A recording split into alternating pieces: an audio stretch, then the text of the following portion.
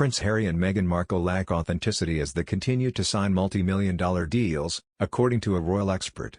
Royal commentator Danielle Elser has accused the Sussexes, who have signed deals with Spotify and Netflix to name just two companies, of trying to disguise their financial gains as part of some great philanthropic mission.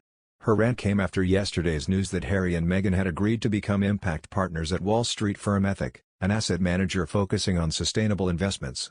Elser also claimed that the couple stepped back from the royal duties last year because the Queen wouldn't let them be royals while simultaneously pulling in dosh from the corporate world. Elser's main point of contention was not that the Sussexes court corporate cash, but rather that they act as if not motivated by it. She wrote, "This performance of wrapping everything up in buzzwords and trying to pass it all off as part of some great philanthropic mission is just getting exhausting. TV shows, podcasts and getting a job with a Silicon Valley unicorn are not going to trigger a profound global reckoning or catalyze any sort of world-shaking changes. We know they need money because they have told us," with Harry having bitterly told Oprah Winfrey earlier this year, "My family literally cut me off financially." In September last year, Harry and Meghan penned their first mega deal, a multi-year contract with Netflix rumored to be worth as much as $150 million, £110 million. Their statement at the time said they were going to create content that informs but also gives hope, and that Netflix's unprecedented reach will help us share impactful content that unlocks action. The couple then signed their Spotify deal in December. The same month Meghan invested in vegan latte brand Clever. They said after the Spotify announcement that they hoped the content could build community through shared experiences, narratives and values. Deals have continued into this year too. Before the latest announcement with Ethic, in March Harry signed as Chief Impact Officer for BetterUp, a mental health-oriented consultancy firm. In July, he was inducted onto the board of Penguin Random House, with whom he'll be publishing his memoir next year. Elser added, "The combined value of these arrangements has been estimated at somewhere north of $200 million, £146 million. Besides, the Duke told the New York Times he hopes to inspire more people, particularly young people, to pursue sustainable investment." The move is the Sussexes' latest partnership since stepping back as senior royals. Harry, like his brother Prince William, has always been passionate about making a difference in everything he does. While Ethic is focused on what the wealthy are doing with their money, Harry has previously been more interested in those who are struggling. Among hundreds of charitable endeavors, Harry has founded the Invictus Games, and set up Coach Corps in 2012 alongside his brother. The program provides apprenticeship opportunities for 16 to 24-year-olds who wish to train as sports coaches.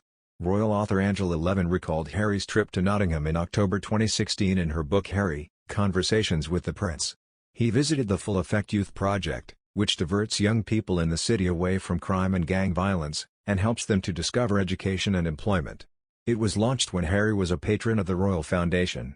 He later spoke to a group involved with Coach Corps, some of whom were helping the 9-year-olds at Full Effect. Ms. Levin explained, "Most of these teens also come from dysfunctional homes and have so far had very few life chances. They haven't fitted in with the school system and some belong to families where 3 of 4 generations have never worked. These young people have no concept of getting up and heading to work," she explained. She added that Harry wants to break this cycle. Harry also visited the Russell Youth Centre, where he took Meghan on her first royal engagement. He had been a regular visitor there since 2013. Ms. Levin wrote, "He is drawn to those on the edge of society and uses his own experience of being an outsider to help them." More than once he sounded like a trained therapist. The prince told her, "I love to see people excel and succeed. I believe that anyone can do anything if they put their mind to it. It just depends on how passionate you are. I also believe you must be part of a team. I see a lot of myself in these guys. They want an opportunity to prove themselves and be someone." One particular comment Harry made to one of the Coach Corps attendees stood out. Harry, after listening intently and stressing the impact these people were having on the children they were coaching, said, "You guys have got to believe a leopard can change its spots." He later admitted the phrase was true for himself. Harry's impact through the Full Effect program was enormous. Many of those at the Russell Youth Centre had been stabbed, had faced drug and alcohol issues, been thrown out of their house as well as the usual teenage stuff, said Centre manager Trevor Rose. Mr. Rose explained, "It really makes a difference to the children to know they have a prince watching over them. He is not what you would expect of a prince. He is amazing with the children and doesn't just want to shake hands, say hello and take a picture. He is focused on the long term as opposed to sprinkling royal dust and then moving on. He wants to become part of their journey. I also believe it puts his own life into perspective." Harry is no stranger to speaking out about his own troubles.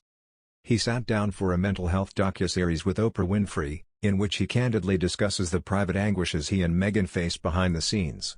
Harry stressed to Ms. Winfrey that he wishes to use his own fame, as one of the most recognized people on the planet, to help others suffering with their own mental well-being.